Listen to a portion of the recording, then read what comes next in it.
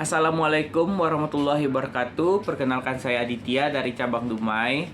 Dalam rangka pemenuhan RPI Triwulan 4, yakni mempresentasikan hasil bacaan kita dari Dila.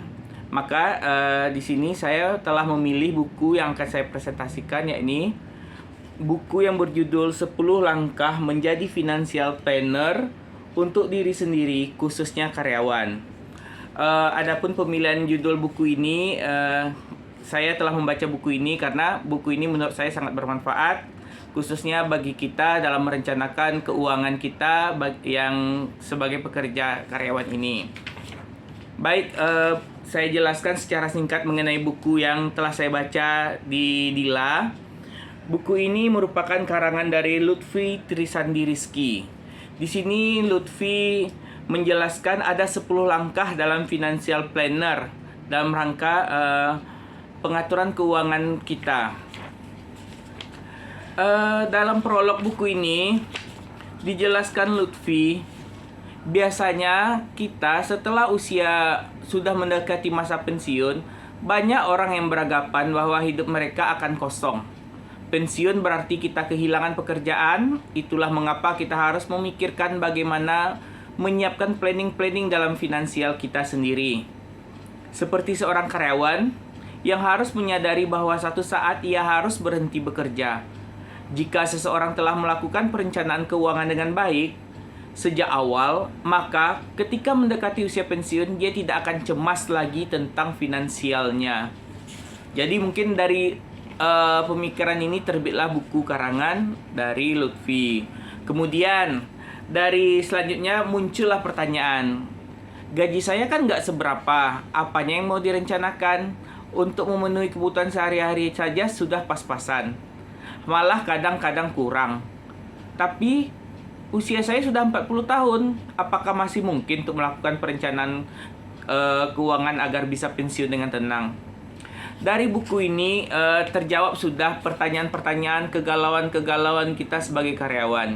Maka saya di sini akan menjelaskan, merangkum secara singkat apa yang telah saya baca dari buku 10 Langkah Financial Planner untuk Diri Sendiri, khususnya bagi kita karyawan ini.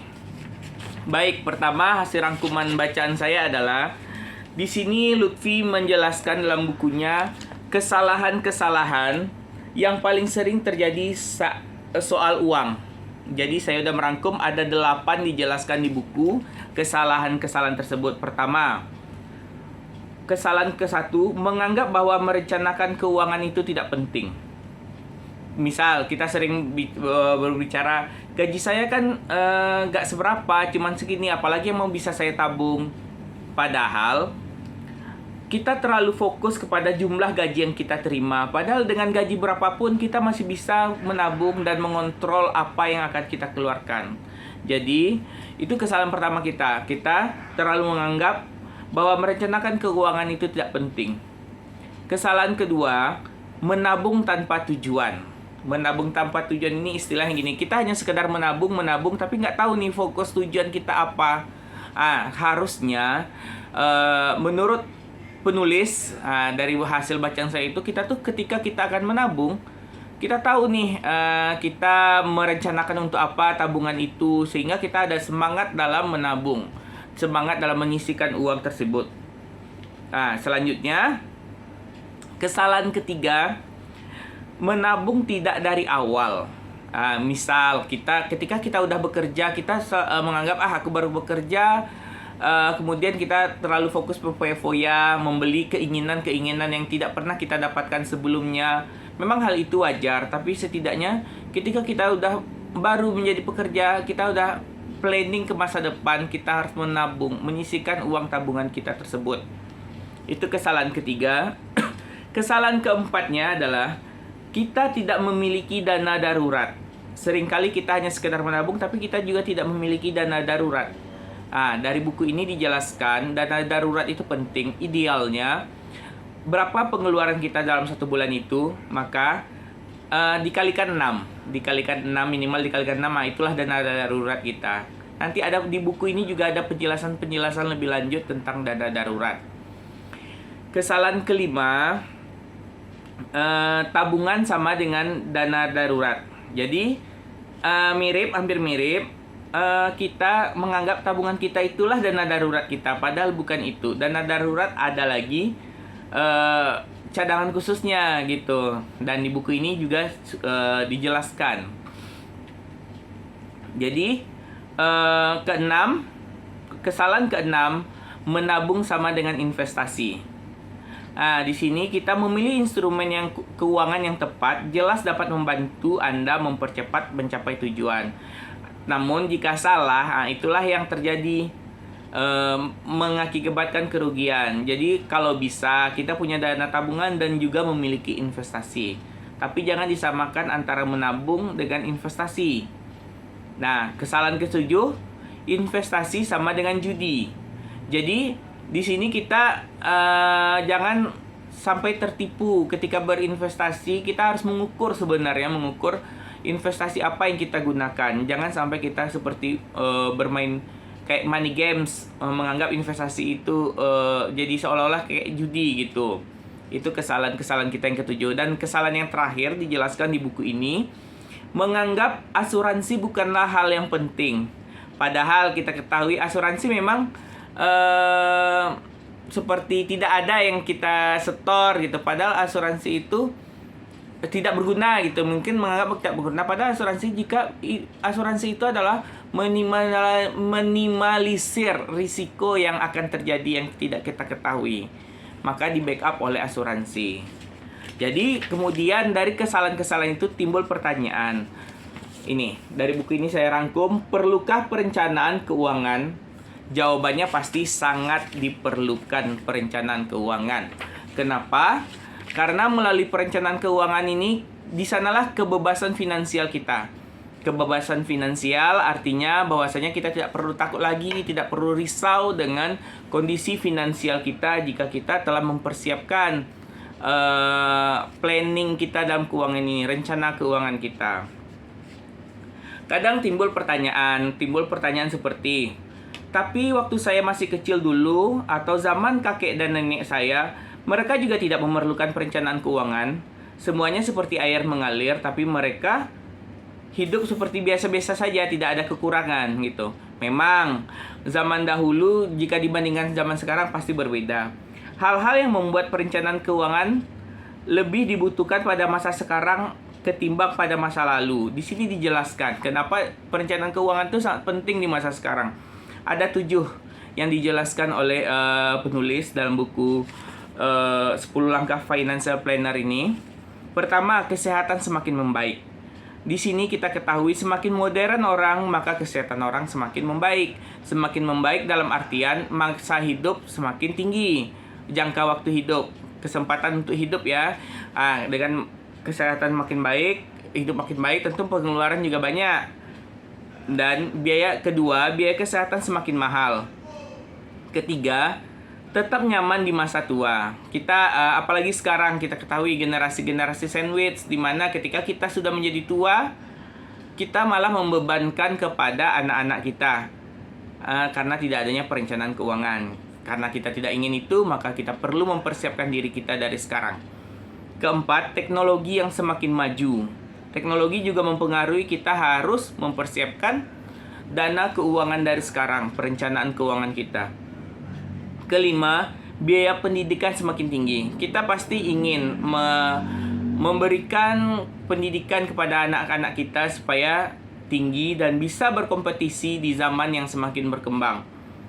Maka kita perlu menyiapkan biaya pendidikan itu sedari mungkin. Dan keenam, biaya hidup semakin tinggi. Biaya hidup semakin tinggi, makanya berbeda dengan zaman dulu yang perencanaan keuangan tidak terlalu dipentingkan. Kalau sekarang hal itu penting. Dan terakhir, inflasi.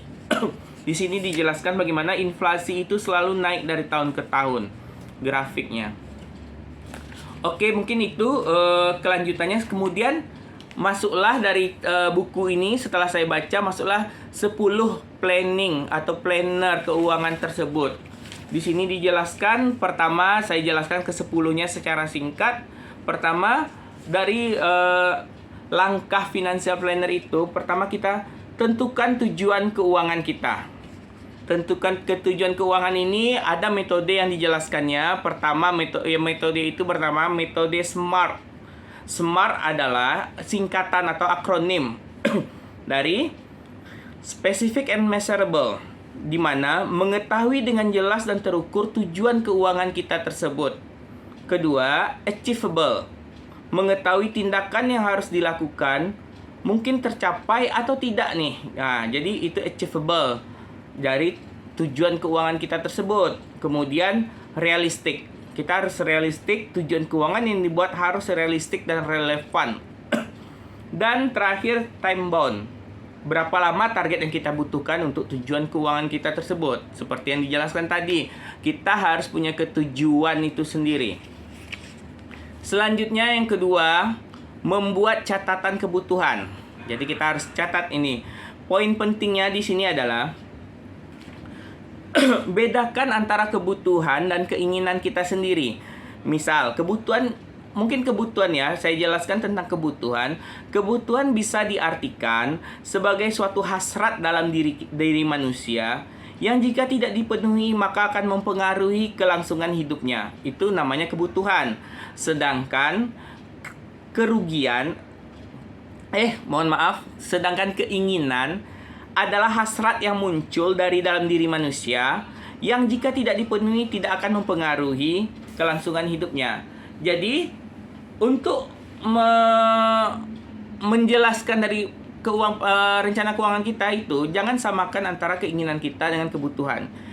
Kalau kebutuhan memang udah wajib, tapi kalau keinginan jika tidak tercapai, jangan terlalu dipaksakan. Jadi zaman sekarang banyak orang menyamaratakan antara, padahal itu cuma keinginan, dianggapnya sebuah kebutuhan. Oke, mungkin itu yang kedua. Yang ketiga, menyiapkan dana darurat. Seperti yang tadi dijelaskan. Ingat, selalu ada kemungkinan yang tidak terjadi. Itu dana darurat. Jadi, tips dana darurat ini adalah berapa pengeluaran kita kalikan. Misal pengeluaran kita nih 3 juta nih, pengeluaran kita 3 juta, maka kita harus punya dana darurat itu minimal 6 kali dari pengeluaran kita yang 3 juta tiap bulan ini. Jadi kita punya dana darurat sebesar 18 juta. Itu yang namanya dana darurat.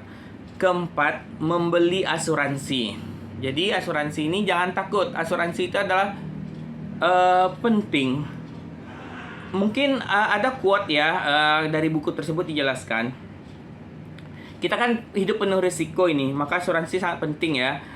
Quote-nya itu adalah, asuransi memang tidak bisa mencegah terjadinya musibah, tapi asuransi bisa mencegah terjadinya kerugian yang muncul akibat musibah tersebut.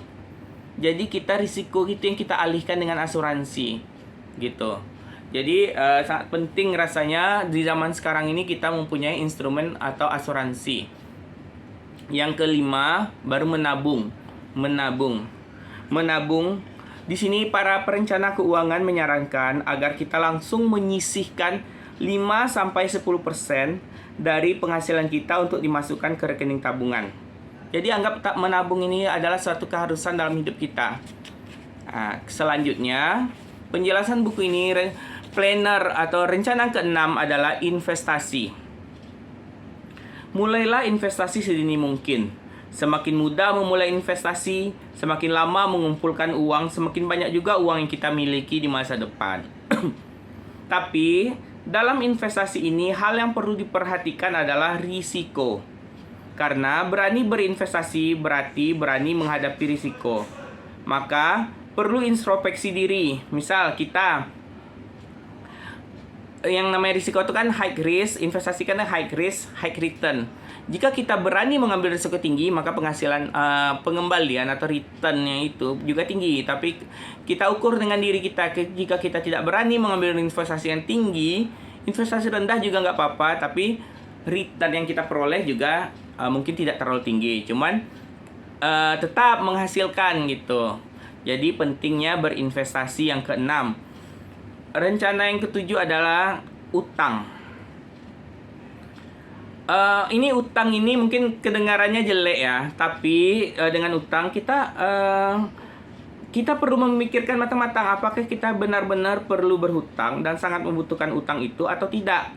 Karena sebenarnya utang itu ada dua. Di buku dijelaskan utang itu ada utang produktif dan utang konsumtif. Jangan sekali-sekali kita berutang itu demi konsumtif. Namun jika untuk kepentingan produktif kita, misal dalam memberi barang untuk keperluan berbisnis atau apa, memerlukan hutang karena perlu pencapaian yang lebih cepat dalam untuk memenuhi kebutuhan tersebut, jadi itu diperbolehkan dalam berhutang. Jadi utang yang produktif yang disarankan, bukan utang yang konsumtif. Misalnya utang yang untuk beli ini, beli itu, tergoda ini, tergoda itu. Itu sangat tidak disarankan dalam perencanaan keuangan. Selanjutnya yang ke-8, pikirkan biaya pendidikan anak. Biaya pendidikan anak inilah menabung khusus untuk pendidikan anak kita kelak, walaupun saat ini kita belum memiliki kekasih. Maksudnya di sini sekalipun kita belum menikah gitu, tapi kita pikirkan untuk biaya pendidikan anak gitu. Kenapa biaya pendidikan? Bahkan ada orang yang bilang anak adalah investasi. Ada juga yang bilang seperti itu. Cuman kita kan zaman yang semakin maju, generasi yang semakin tinggi ini, ketika kita tidak memikirkan pendidikan, tingkat pendidikan anak, mereka akan tertinggal dan